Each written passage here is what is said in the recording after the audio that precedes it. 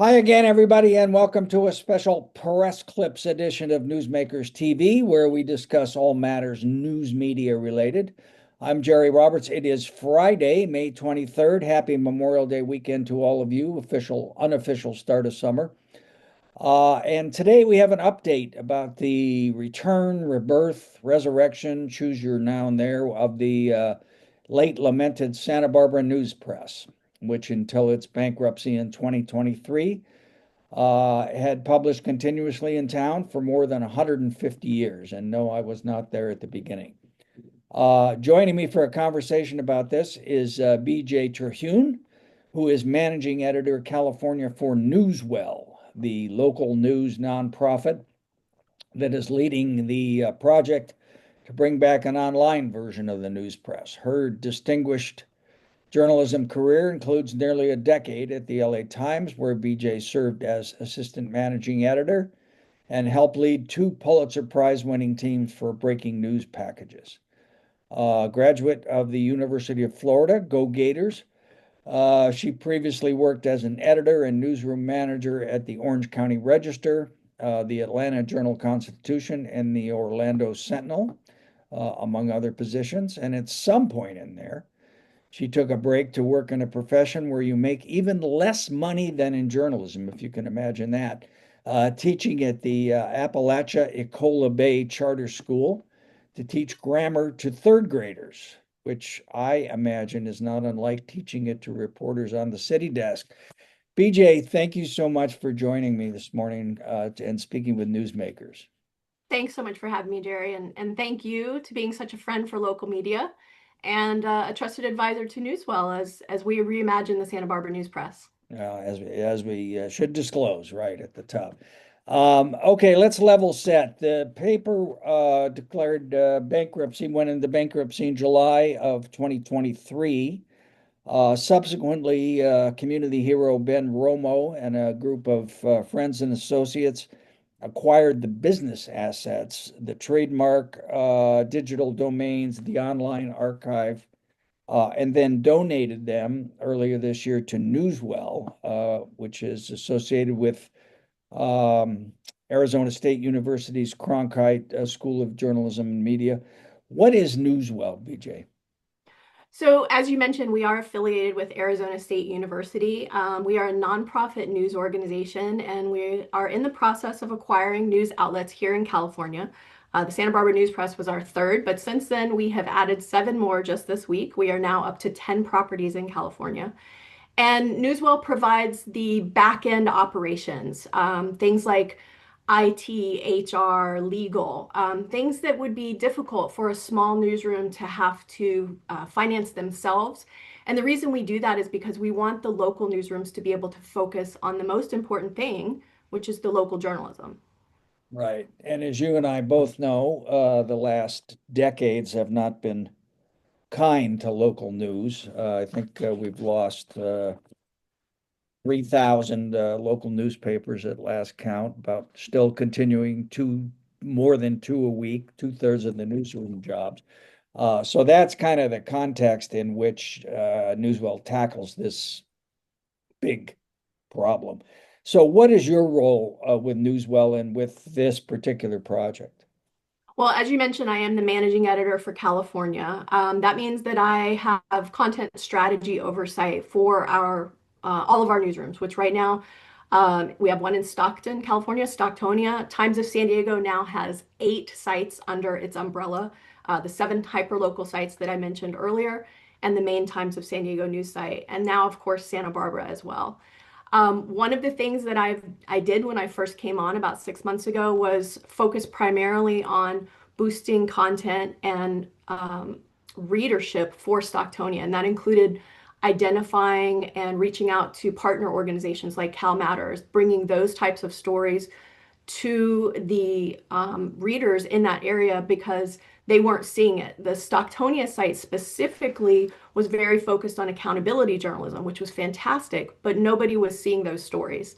So my goal was to boost traffic, and since I've come on, Stocktonia has increased its audience by about sixfold, which is amazing because now more and more people are coming to the site. They are seeing those local stories, which is the most important thing, but we've also been able to up our page views, which has allowed us to start advertising there as well. And that's advertising is, of course, one of our business strategies. Yeah. And both of those in Stockton and in San Diego, there were extant organizations limping along, or however you want to put it. They were struggling, as most local news organizations are. And you guys came in, and as you put it, the back end kind of business strategy. Here in Santa Barbara, it's obviously a different situation where you had a once thriving news organization that's now gone out of business, that now you're going to try to kind of bring back from scratch. And you had a piece on the website which went up, by the way, newspress.com. You can see it, which is pretty exciting, actually, for those of us who used to work there. I think it's called a fresh start, is what you said, and you pointed out that you and a number of your colleagues were going to be doing less listening sessions around Santa Barbara. How many of those have you done, and what have you heard? Yes. So, as you mentioned, the fresh start for the news press, this is a reimagining. You had mentioned earlier about resurrecting, and that's not really what we're trying to do. We know that it left a bad taste in a lot of people's mouths. The last 2 decades of its existence were very much marred by turmoil and financial troubles. And so we're now in the process of figuring out what is the next step. And the reimagining, as you mentioned, started with listening sessions, with asking Santa Barbara County residents, what do you want? So we started last month, went into this month. We've conducted 7 sessions so far, from Santa Barbara all the way up into North County, including Lompoc and Santa Maria. We even visited a city college classroom and spoke to journalism students in that class. And we're not done. We have at least 4 additional listening sessions planned that we specifically would like to focus on the Spanish-speaking community. We feel that we have not gotten as much response from that segment of Santa Barbara County as we would like. And so that's where our focus is going to lie going forward. And what would be I mean, what's the headline on what you've heard? Is there one, sort of overall message, or is it just I'd like more of my kids' high school sports to be covered, or what? Well, it's been fascinating because we've heard repeatedly we want more news, and not less. They're not satisfied with the news that they're getting, the residents. And we've asked, what are some of the biggest problems? What are the concerns that you're hearing? Where are the news gaps? How do you want to get your news? And during the course of all of that, we heard a lot of enthusiasm for the local news, um, existing outlets that are here. And of course, there are many that are here. This is not a news desert. Um, but what we want to do is be additive to that journalism landscape. We want to fill the gaps. We want to provide the news that the listening sessions have revealed they're not getting. And a lot of that is the how and the why type of journalism, that helps them make sense of their world and their backyard, how bigger stories relate to the local landscape. One of the ways that we're going to be able to do that, to provide additional additive journalism to Santa Barbara, is by offering all of our content for free, not only on our website, which will not have a paywall, of course, but to all of the other local news organizations as well. They will be able to provide, to run our stories and provide that content to their readers, because Newswell's goal is to really reach as many readers as possible to make sure that they are informed. Yeah. And I just want to have a couple of quick quotes from your piece, sort of underscoring what you just said. The goal is to add to the area's journalism landscape and amplify the needs, ideas, and voices of its people. We don't want to duplicate good work already being done in the area. Our goal is to identify gaps in news coverage so we can work with local reporters and editors, as well as community partners, to meet those needs. And then you quoted Nicole Carroll, who's the executive director of Newswell, something I would have thought self-obvious, but some of my colleagues disagree. Getting more news and more information to more people is a good thing. Well, there you have it. So let me just, I mean, I asked you about the elephant in the room because it's not a secret that some of the existing news operations or the owners and operators of them have been grousing about this. One might say whining, but that would be wrong. That's for sure. But I mean, talk about this idea of additive and of not harming. How do you not harm if you're going after advertising, for example, or donations? Well, again, we want to be able to provide them with the same amount of content that we're providing to our readers. So that's the first step is that nothing's going to be walled off. They will have access to everything that we are producing. And the second step, again, goes back to identifying those gaps in news coverage.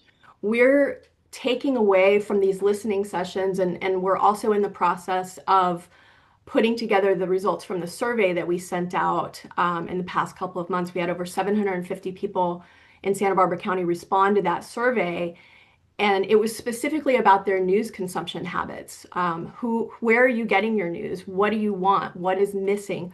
We're taking all of that information and we're putting it into a blueprint to identify what our content strategy is going to be.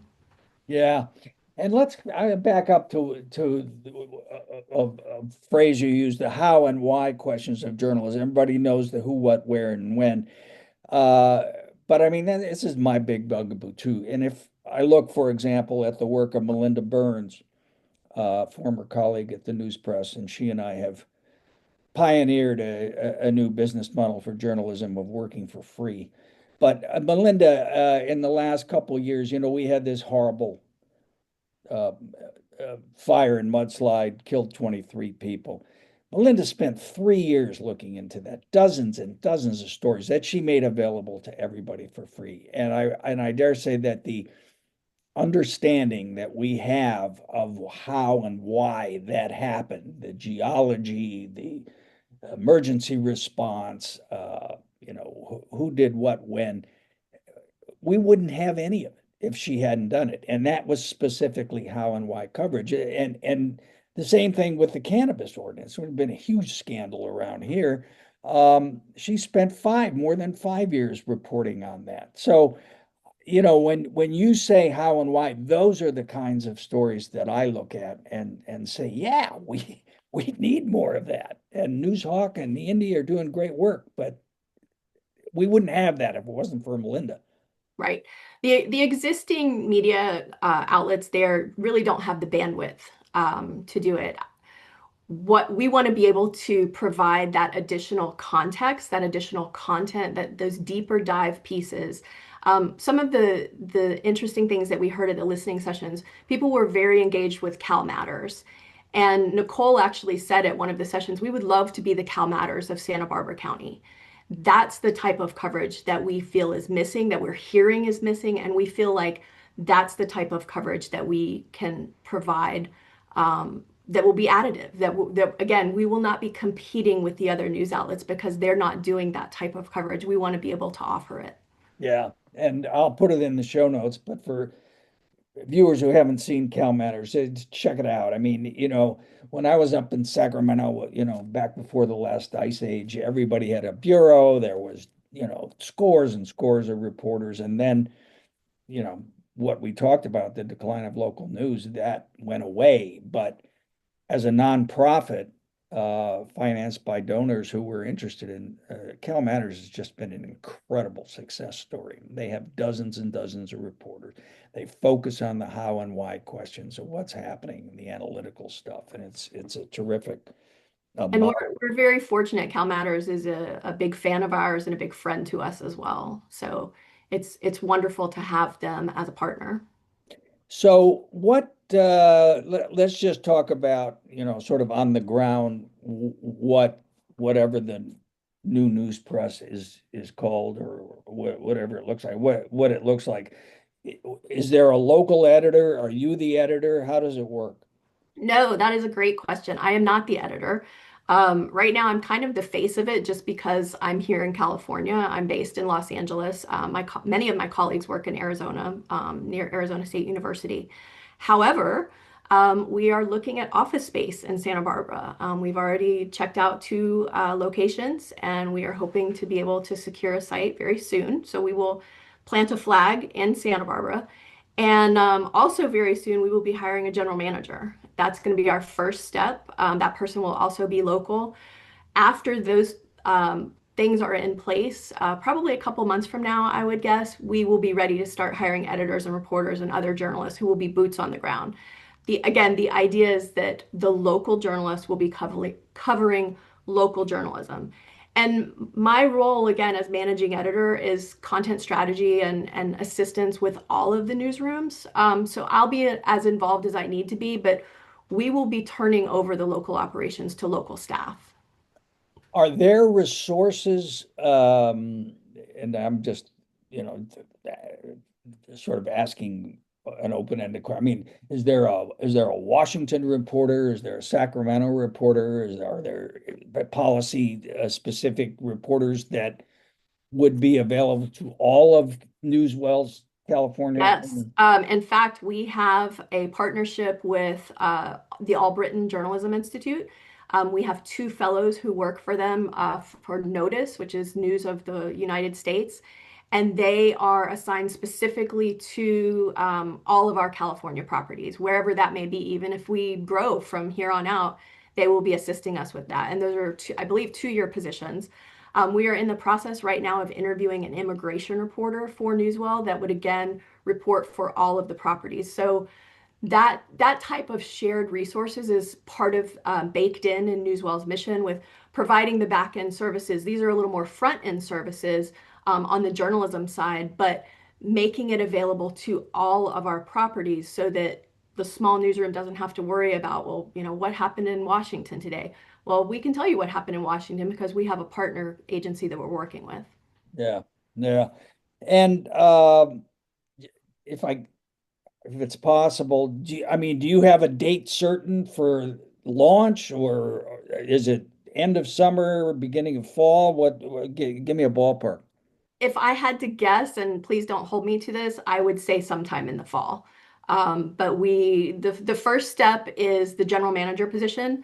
We are very close to posting that job, and we hope to be able to start accepting candidates and looking at resumes very quickly. That again would be the first process in the hiring stage, and then once that's in place, that person is also going to help us with funding and fundraising and philanthropy in town so that we can once we identify that content strategy and we decide where we're going to go with our coverage, we can take that to funders and say, these are the types of positions that we want to staff. Are you willing to donate? Are you willing to provide us with some resources so that we can go that route? And then based on that information, we'll be able to determine how many reporters and editors we'll be hiring. Okay. All right.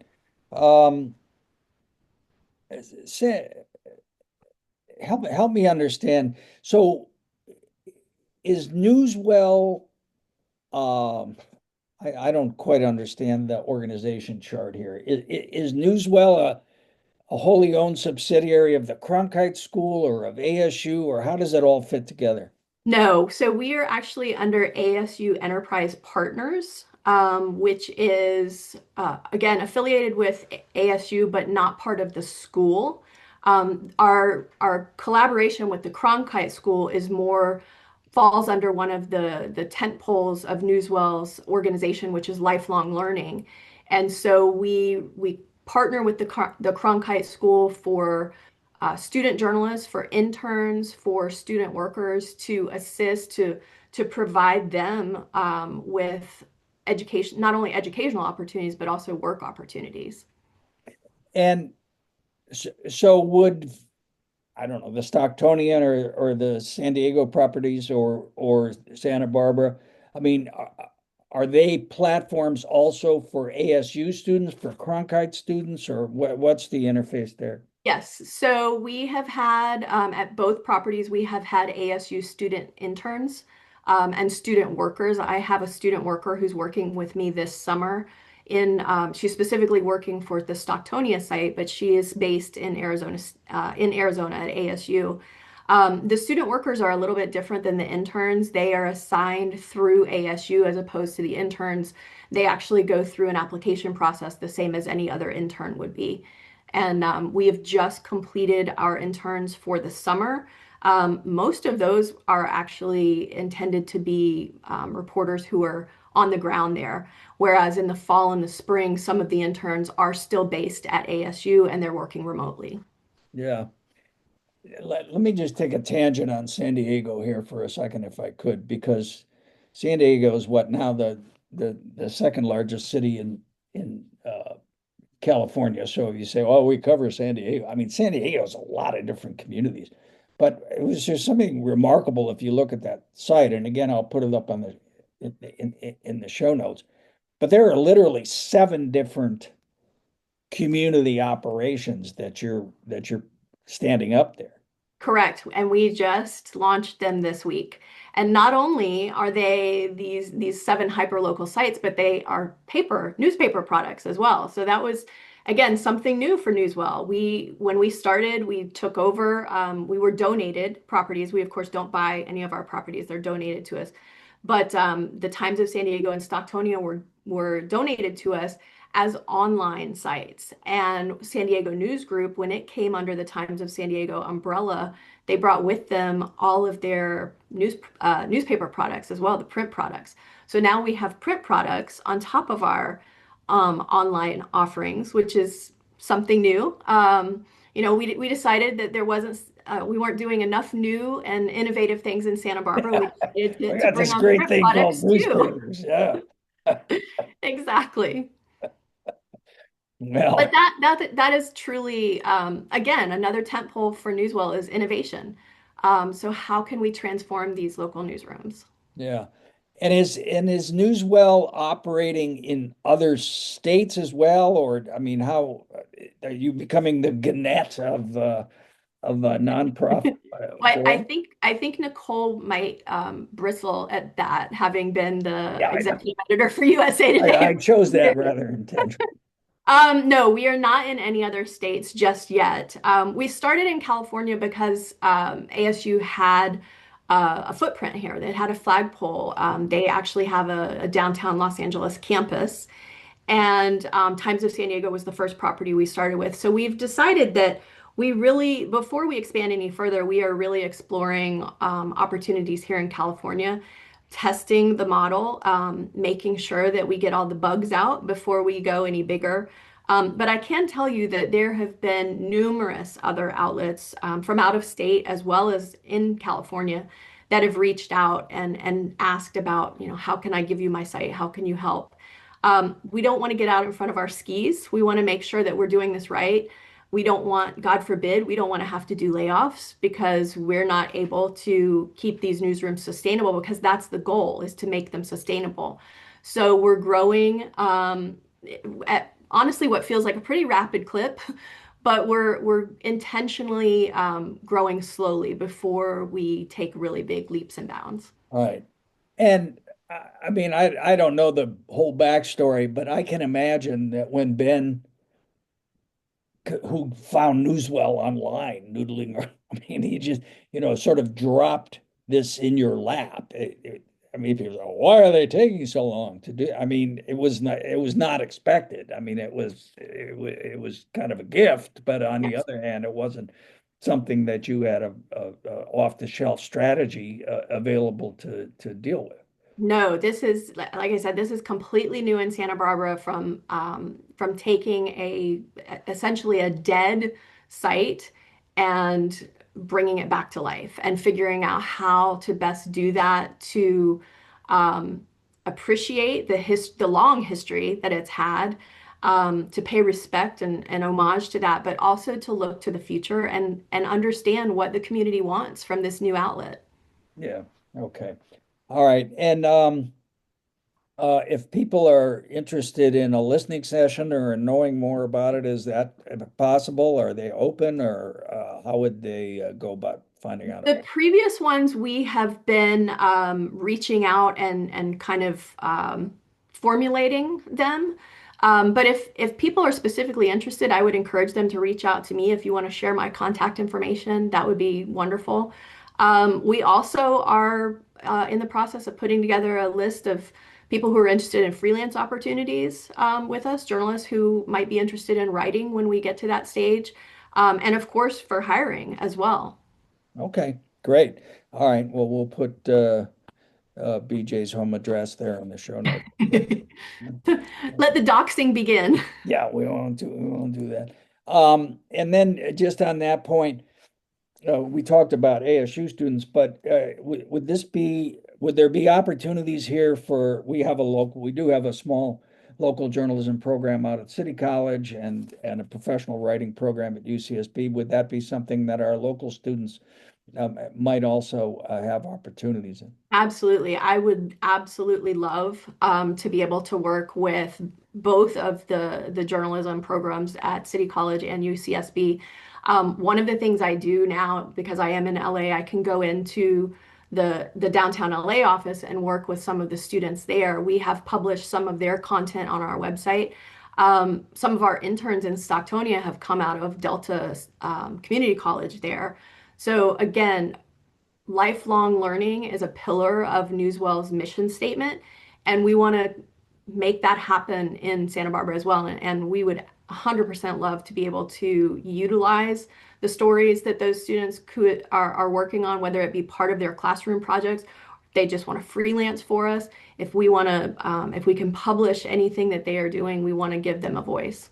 Yeah.